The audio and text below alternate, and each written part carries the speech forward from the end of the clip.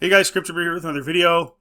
Thank you to my boy Fickle Shanks on Twitter for directing me towards this. Disney's Boy Trouble. Studio seeks original IP to win back Gen Z men amid Marvel Lucasfilm struggles.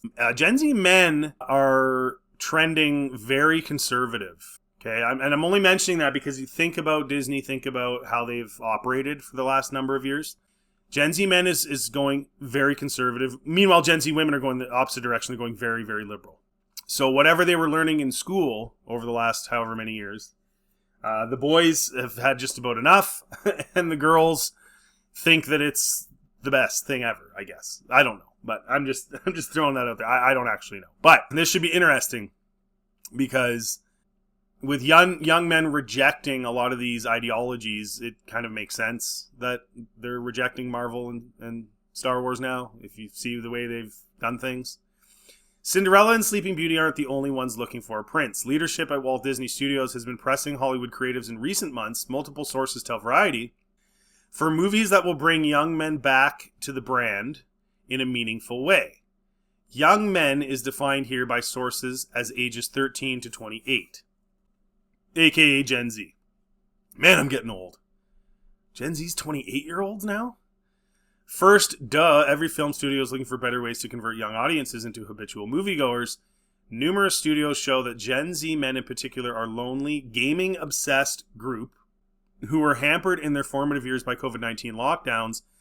Not the easiest segment to grasp, but what's surprising producers, writers, and other partners in the larger industry is that Disney has been calling for original concepts to lure the demo back to movies. Well, yeah, COVID. I mean, I can't even imagine, graduating high school during COVID. It would suck. But I think there's more to it than that. I think that Gen Z just doesn't have any money. The economy, they've printed the dollar into oblivion. The dollar's worth, 80% less than it was for boomers. Inflation has since 1980 has seen the dollar, if something cost $10 in 1980, now it costs like $40. It's gone up 3.6 times. Everything has, but wages haven't gone up nearly that much, not even close. So they don't have any money, and they can't get into entry-level jobs because people working at McDonald's now are like 30, 40-year-old adults. I mean, not everywhere, but in a lot of places. I know in Canada, I mean, you can't get a job if you're young now. It's all going to foreign workers that are like 30 and 40 years old. So... you go into any entry-level job place, whether it's Walmart, McDonald's, whatever, it's all adults, and most of them are foreign in Canada. I don't know what it's like down there in the States. Let me know in the comment section. But I know even in the States, it's really hard for Gen Z to do anything and get ahead. The housing market's insane down there, and up here it's nuts. There's some areas that aren't too bad in the Midwest and stuff, but it's just too expensive, and they don't make enough money. There's just no jobs. And there's no good jobs for them. And then factor in everything's going to automation now. So even the people that are in their 40s and 50s that have good jobs, they're working the line or whatever, they're all getting replaced too. They're kidding themselves if they think they're not. It's funny because up here we have the Longshoremen's Union, and they're always fighting against automation. And that's fine. You can fight against automation, but you're going to lose eventually. It's going to happen. It's a matter of time. Eventually, there's going to be nobody on the dock. It's going to be all robots, just like in China. And then, of course, the West doesn't really make anything. It's not like you can go work in a textile factory in America or Canada or anywhere in Europe, basically. There's hardly any of those jobs. So there's just no jobs, guys. They don't have any money. They don't have any money to... Even if the movies were great, they don't have any money. Even if the movies were Iron Man 1 level every single time, and there was no lecturing, and there was no pandering, and there was no virtue signaling, and they were awesome, even then they'd have a hard time because it's just too expensive. Go to the movies and get a large popcorn and pop. That's insane how much it costs now. So they just can't afford it. So there's that aspect of it. But then they've compounded it even more with their stupid policies and the way that they've done stuff. Disney's calling for original concepts. Is that the problem? They've been calling for original concepts, but they're just not getting any because nobody writes anything anymore? Is that the issue?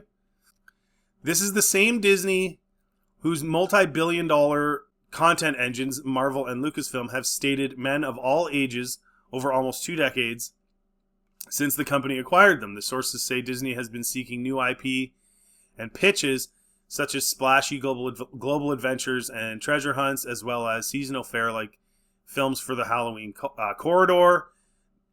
The call comes as the Star Wars machine struggles to produce any film project, and the superhero genre sheds audiences by the minute. You know what's wild about this too is they had an opportunity. What was it, last April or the April before, to get rid of the board? They were challenged and they had a revote, and the shareholders voted. And the shareholders voted to bring all of them back. All of them. From Iger on down. They all got to come back. So they're being rewarded for doing a crappy job by the board members. And this is going to make some people mad, because if I say anything about George Lucas, they freak out because he's like some god to them. But the reality of it is George Lucas, who's the number one individual shareholder of Disney, voted to keep them all in.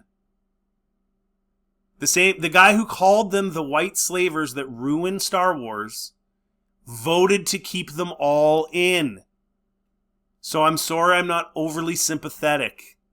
He saw what they had done, and this is a couple years ago, so they had already done a lot of this stuff and wrecked his brand, wrecked his babies, as he called them, and he voted them all back in. Sorry, that's a fact. So, yeah, what's going to change? Right? Like, they're all there still. While 2 insiders say the mandate to recruit young males goes as high as the C-suite, so what about the B and the A? That's what I just said. The B and the A, they're all still there. Are they concerned? They don't seem to be. They seem to be continuously doing the exact same thing over and over and over and over, which is market Star Wars with, not with what it is, not with what you're doing, market it with, make it about who's doing it, right? We have the most diverse cast. We're the most diverse. Okay, what about the show, bro? Like, what? Okay. Like, that's how they've been marketing it. They've been marketing it with who's doing it, not what it is. And that shows a lot of, like, narcissism, as far as I'm concerned. A lot of narcissism. And then you factor in, you know, they had the High Republic, right? So the High Republic is this huge time period. They were supposed to do a video game, Eclipse. That was actually a cool trailer for that video game, actually. That never happened. And then they do the High Republic. And for all intents and purposes, that's like a perpetual moneymaker if it's done the right way. It's in the Star Wars universe, and it's like this endless, you know, time frame and timeline and characters and height of the Jedi Order. You could just go on. You could write books for decades, right? So what do? They hire this lady and then they give her a YouTube channel to promote the High Republic. And what does she tell everybody? What does she tell young men? What does she tell young white men? We don't want you. We don't want white men buying the High Republic because they're all racist people. Well, that's good marketing, dummy. And then you went from, I'm almost positive the first book, I think it was called Light of the Jedi by Charles Soule. I think it sold like 60,000 physical copies. And now they're doing like 10% of that if they're lucky. Like, what did you think was going to happen, dummies? Like, your marketing is so backwards and dumb and so silly that you're just shooting yourself in the foot, and then you're throwing in lecturing and virtue signaling into your content that nobody really wants. I don't think women want it either, although I guess maybe they do more than men based on the political leanings. I don't know. But they don't, you know, that's your strategy. And all of these people are still there, and the A and the B is not mentioned in the mandate. It only goes as high as C. And what that means is like C-level people, like people. So there's like, think of it as a pyramid, right? You got the CEO or top people is the A's, and then the next level down is the B's. And then the sort of management level probably, I would guess, would be the C's. But all the board is still there, and they all got voted back in, and George Lucas helped vote them back in. Like, so the task primarily has fallen on David Greenbaum. So one guy, the former Searchlight Pictures co-head brought on in 2004 to run Disney's live-action film business. That label has been sorely lacking in guy-leaning fare like the Pirates of the Caribbean franchise for nearly 10 years. To say nothing of the lackluster attempt to reboot and hand off Indiana Jones in 2023, which earned $383 million worldwide on a $300 million budget before marketing. It's a flop. A Disney source says that movies for Gen Z men are part of an overall strategy across all labels, but no more urgent than any other quadrant. But how are you going to do that, though? Are these people that told them they were all pieces of crap going to stand up and apologize? Is John Boyega going to apologize for calling everybody a racist? Like, is he? Is that lady who is running High Republic going to stand up and apologize? Sorry, guys, we made a mistake. We're never going to do that again. No, of course they're not. No one's going to apologize. It's Hollywood. They don't do that. They're better than you. So I don't see how you're going to be able to bring them back. Like, you could even change the content and make it better and more appealing, but has the ship already sailed because you've ostracized them and called them names? And then on top of that, they have no money? Like, what are you going to do? I just don't see how this is going to work. Greenbaum recently hired Daria Sirchek, the savvy former Paramount Pictures co-chief, to assist in this effort. Greenbaum is beloved by talent, but has largely existed in the prestige indie sphere, while Sirchek shepherded films from franchises like Sonic the Hedgehog, A Quiet Place, and Smile. Some think the push for this demographic is simply Greenbaum trying to put his stamp on live action, yet numerous power players who spoke with Variety see something ominous in the tea leaves. This is a good hire. You know, she listened to the fans with Sonic, you know, when they made him look horrible. So at least she's cares about the fans. I mean, that's good. When the execution is correct, Disney's sweet spot at the movies has been millennials, the generation rapidly consumed classic vault titles like The Lion King, 101 Dalmatians, and Lilo and Stitch as kids. Now they bring their children in droves to see live-action reboots. Gen Z is a different story. Built-in interest is not nearly as guaranteed for such an audience, which propelled Minecraft movie to nearly billion-dollar haul. That was a game Gen Z played as small kids. Not to mention the euphoric viral moments it created for young men filming. So here's the thing. This is where it's just they're telling you their strategy and why it's so stupid. So on the one hand, they're either going for, we're going to market what we're doing with virtue signaling, right? And then on the other hand, their other strategy is nostalgia. Now, the nostalgia will make money for a while. But eventually it runs out. Like eventually they're going to do a live action remake of everything, and then what are you going to do? You don't have any new ideas. The new ideas were in Star Wars, but then they went the virtue signaling route with Star Wars. Right? And so both strategies, you know, are dumb in the long run. One of them will make you money, and that's being proven. But the virtue signaling one isn't really going to make you any money. You're going to lose money. But both of them are very, very, very flawed. And we know that because, you know, arguably the best Disney cartoon to come out in the last 20 plus years is probably The Incredibles. It still holds up. It's still very, very, very good. It's not only is it a classic cartoon or whatever, computer-generated cartoon, it's also a superhero movie. It's very good. And it was a new idea. Obviously, it's ripping from some other stuff, of course. Fantastic Four being, you know, the most. But it was good. Everybody liked it. Everyone still does like it. After that, it's just been all virtue signal or nostalgia, and that's it. And as far as the Minecraft thing, like, the viral moments were mostly teenagers being idiots in the theater. But even Minecraft, like, how many Minecraft movies can you make before it runs out? Right? Yeah, it made lots of money. It did. It was a really awful movie as far as, like, movies go. As far as the writing goes. It's awful. It was absolutely stupid. It was just a bunch of, basically, it was like watching a TikTok stream. Like, it was just so silly.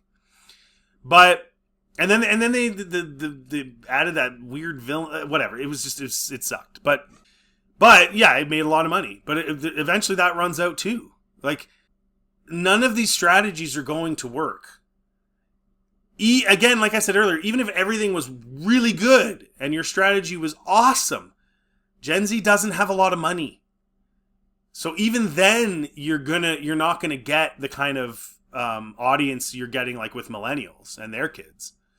But you're certainly not gonna get it with these strategies you're using that are piss poor.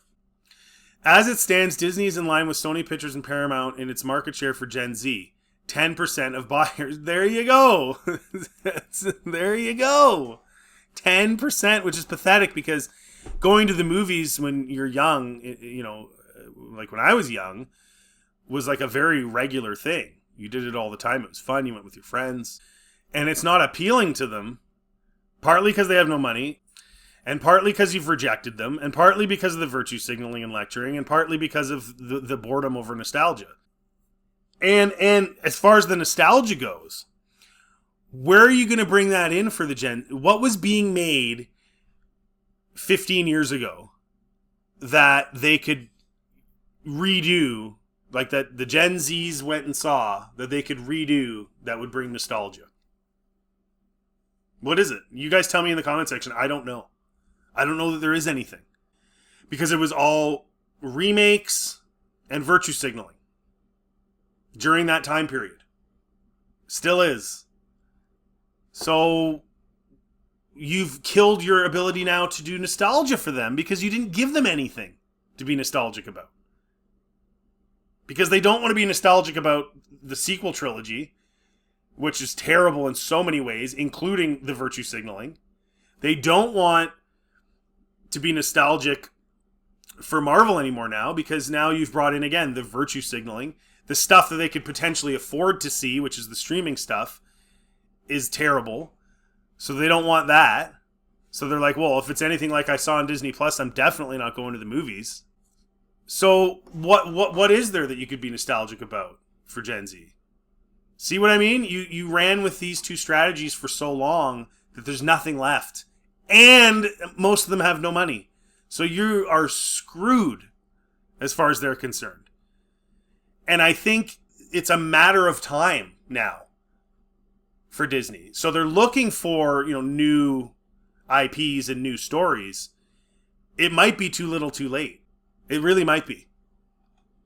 Because I think people are have abandoned their whole brand based on the way they've done things. Other than, of course, the nostalgic millennials. But they're only going to be around so long, too. They're bringing their kids who are Gen Zs and Alphas. But what's new and exciting for those kids that you're going to be able to run on nostalgia in 15 years or 20 years for? What? There's nothing left. You guys have basically, the well is completely dry. And then you threw in the virtue signaling to make people mad on top of that. That's 2 points above Universal and 2 points below Warner's, the 10% of ticket sales. But Disney is not leaving the job of courting Gen Z entirely up to the film group. Concurrent to Greenbaum's hire, the corporation bought a $1.5 billion equity stake in gaming juggernaut Fortnite, which will incorporate Disney's iconic stable of characters. Two sources say Disney does not, however, enjoy movie rights to Fortnite itself, which would seem a no-brainer in luring Gen Z to theaters. Here's the thing. Yeah, it's fun. Okay, you go to the Minecraft movie, fine, whatever. But you know what's more fun than watching a movie about Minecraft or Fortnite? Playing the game. Right? That's going to be more fun. And I also think there's an aspect of that when it comes to the Gen Zs where they get more out of that than just sitting there watching something. That's probably part of the reason they went nuts in the theaters, because they can't just sit there and watch something. And then, of course, the Minecraft movie's full of, sort of TikTok-y style. It's all over the place. It's, So there's that aspect of it as well. And again, I think they just missed the boat. They really did. They just missed the boat. COVID's a contributor, but I think they missed the boat. Yes, Disney was the unrefuted king of the box office last year. It will win again this year with 2 films potentially crossing the billion mark, Avatar and Zootopia 2. What is with Avatar? I don't understand why everybody loves Avatar. Whatever. 4 movies from 4 Disney labels have grossed more than $1 billion in the past 16 months. No other studio has had one in that time frame. So it's staggering to rival studios and deal makers that Disney is looking to blaze new trails after years of being the envy of the town, having counted for so long on sure things from the worlds of Iron Man and the Jedi. They're not sure things anymore. That's the point. That's the point. They're not anymore because they, again, virtue signaling / nostalgia. That's it. That's all there is. Disney CEO Bob Iger confirmed as much on a quarterly earnings call this month, saying his film group won't favor existing IP over original material. The priority, Iger said, is to put out great movies. I mean, that's your priority now? That wasn't like... Shouldn't you have been favoring... shouldn't you have had this as your strategy years ago? Like, now you're going to do that? I don't think it's going to work, dude. Walt Disney Studios declined to provide comment for the story. Much has been written about the narrowing audience for superhero movies. The performance of Marvel's latest release, The Fantastic Four: First Steps, which aimed to launch yet another superhero franchise led by Pedro Pascal and Vanessa Kirby, failed to meet expectations. That's despite good reviews, a promising opening weekend, and the full attention of Marvel czar Kevin Feige. Star Wars has not produced a film in 7 years. Big screen adaptation of Disney Plus hit Mandalorian is coming next year. You know, you keep virtue signaling, you know, and you keep hiring narcissists that have to be seen and have to give their opinion on everything. You just have to do it. You just can't help yourselves.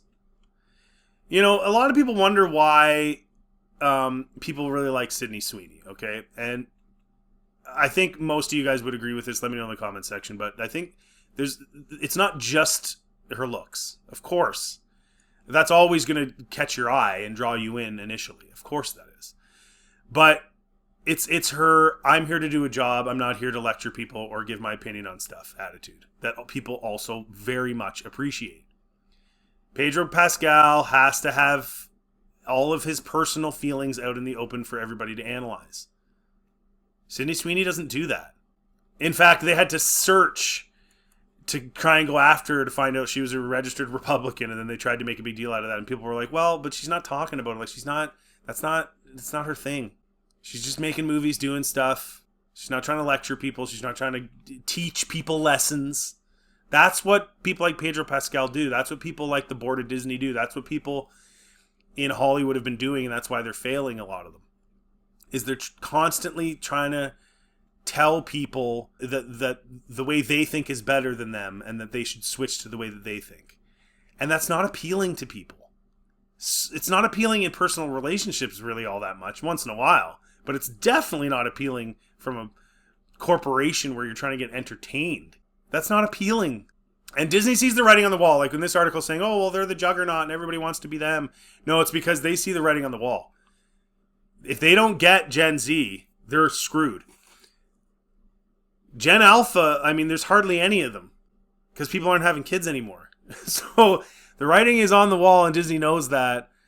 But I think it's too late. I don't know how you bring people back in after you've lectured them, after you've told them to go away, told them not to watch your movie, told them not to read the books, told them they're bad, told them they're all Nazis, told them they're all evil. And that's not just Disney. That's like these young guys are inundated with this, that they're garbage. They need to move out of the way for everybody else. On the news, talk radio, all over. And then they're getting it from their entertainment company as well. Why would they So good luck. I don't think that switching your strategy now is going to work. I think it's way too late for that. I think you've jaded these people and they have no interest anymore and they'd rather sit in their mom's basement and play video games than watch your movie, even if your movie is wonderful and doesn't lecture them and doesn't virtue signal. Even then, I think they're just done. They don't care anymore. You have wrecked your reputation with a large portion of your audience, which was really stupid and you actually thought you were going to convert them. Like, they're not going to a Star Wars movie or watching a Star Wars show to be converted. That's not why anyone does anything entertainment-wise. It's so that they can turn off their brain, turn off the world for a couple hours and enjoy something and have fun. And the fact that you don't know that, and you're Disney, and the fact that you voted these people all back in who don't seem to understand that, is really sad. And they're dumb people. One top film executive at a Disney rival says every studio should be looking for originals as sequels and reboots continue to exhaust the culture, even if they're packing in moviegoers in the short term. Exactly. This is not going to last. I never thought I'd say it. The exec muses about the Magic Kingdom's boy troubles despite its gem box of iconic IP. But it looks like Disney is going to have to start trying. There you go. So this is an executive from another company, and he's literally saying they're not even trying. And they're not trying. And that's just it. If when you market things with virtue signaling, that's a clear indicator you're not trying. I'm so special and I'm so me that they're going to come for me because of me and what I think. That's lazy. That's telling people that you're not, trying very hard. And when you watch some of these shows, you can see it on screen. It just looks and sounds stupid. And the plots are garbage. And they can't keep basic lore straight. And they can't keep continuity straight and technology straight. And these are some of the most simple things to do. Like adhering to established rules in a universe that is as big as Star Wars should be very easy to do. But if you're not trying and you're making it about you, then you easily do that, and you don't even notice. You don't even know because you're not trying. You're not putting the effort in. You're not making sure you know what you're doing. For all the fanfare that Andor gets, well, it doesn't get that much. They're more loud than large, the group. But, Tony Gilroy full-on wanted people that had never even seen Star Wars to make that. And then people go after me because I say it doesn't even feel like a Star Wars show at all. It feels like a generic drama. Oh, how dare you! That's what he was going for. Don't you get it? That's what he was going for. They don't have an interest in the Star Wars model that had been created. They wanted to do their own thing. Kathleen Kennedy gave it to Leslie Headland to tell her story. Not a Star Wars story. It was Leslie Headland's personal story with a Star Wars skin on it. Literally. That's what they're doing. And then she's even come out 6 months ago. We want to do so many different genres and styles, and I want to bring in all these different types of people to do different types of things that appeal to all sorts of different people. That's what they're doing. Meanwhile, what George did appealed to everybody.